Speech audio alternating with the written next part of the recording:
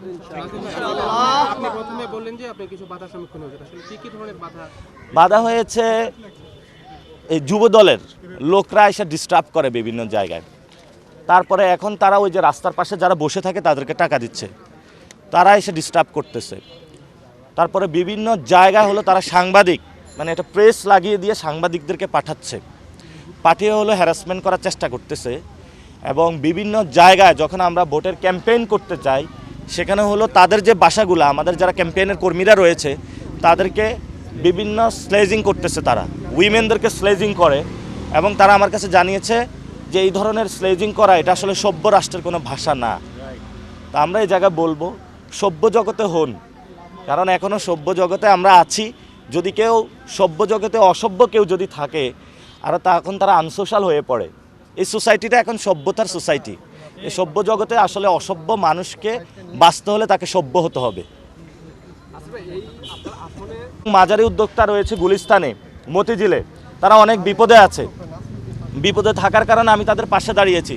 তারা বলছে ভাই পাশে আসি, এবং আমি তাদেরকে বলছি 12 তারিখের পরে কোনো ঢাকা হাটের কোনো ব্যবসায়ী থেকে 1 টাকাও চাঁদা নিতে আমরা দিব না কাউকে, এবং আমরাও নিব না ইনশাআল্লাহ।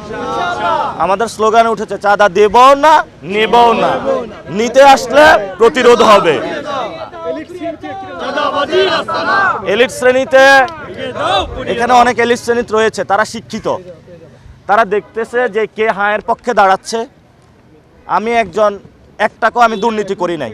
বাংলাদেশের এলিট শ্রেণী যারা বা যারা গভর্নমেন্ট অফিসিয়াল তারা আমার সম্পর্কে জানে, কারণ আমি লাউড ছিলাম, ভয়েস আমার রেজ করেছি সন্ত্রাসের বিরুদ্ধে, দুর্নীতির বিরুদ্ধে। ফলত তারা পরিবর্তন চায়। কিন্তু এখানে যারা রয়েছে একটি ভুল বোঝানোর চেষ্টা করা হচ্ছে। বিএনপি ভাইদের প্রতি আমার বিশেষ অনুরোধ যে আসুন ঐক্যবদ্ধভাবে ইনসাফের পক্ষে লড়াই করি, সন্ত্রাস, চাঁদাবাজি, দুর্নীতিকে ঠেকিয়ে দেই, এবং নির্যাতিত হয়েছেন আপনার অধিকার আপনি বুঝে নেন আমাদের শাপলাকলিতে ভোট দিয়ে ইনশাআল্লাহ। ঠিক আছে। মাঝারি উদ্যোক্তা রয়েছে গুলিস্তানে, মতিঝিলে, তারা অনেক বিপদে আছে। বিপদে থাকার কারণে আমি তাদের পাশে দাঁড়িয়েছি। তারা বলছে ভাই পাশে আসি, এবং আমি তাদেরকে বলছি 12 তারিখের পরে কোনো ঢাকা হাটের কোনো ব্যবসায়ী থেকে 1 টাকাও চাঁদা নিতে আমরা দিব না কাউকে, এবং আমরাও নিব না ইনশাআল্লাহ। আমাদের স্লোগানে উঠেছে চাঁদা দেব না, নেব না, নিতে আসলে প্রতিরোধ হবে। এলিট শ্রেণীতে, এখানে অনেক এলিট শ্রেণী রয়েছে, তারা শিক্ষিত, তারা দেখতেছে যে কে হায়ের পক্ষে দাঁড়াচ্ছে। আমি একজন, 1 টাকাও আমি দুর্নীতি করি নাই। বাংলাদেশের এলিট শ্রেণী যারা বা যারা গভর্নমেন্ট অফিসিয়াল তারা আমার সম্পর্কে জানে, কারণ আমি লাউড ছিলাম, ভয়েস আমার রেজ করেছি সন্ত্রাসের বিরুদ্ধে, দুর্নীতির বিরুদ্ধে। ফলত তারা পরিবর্তন চায়।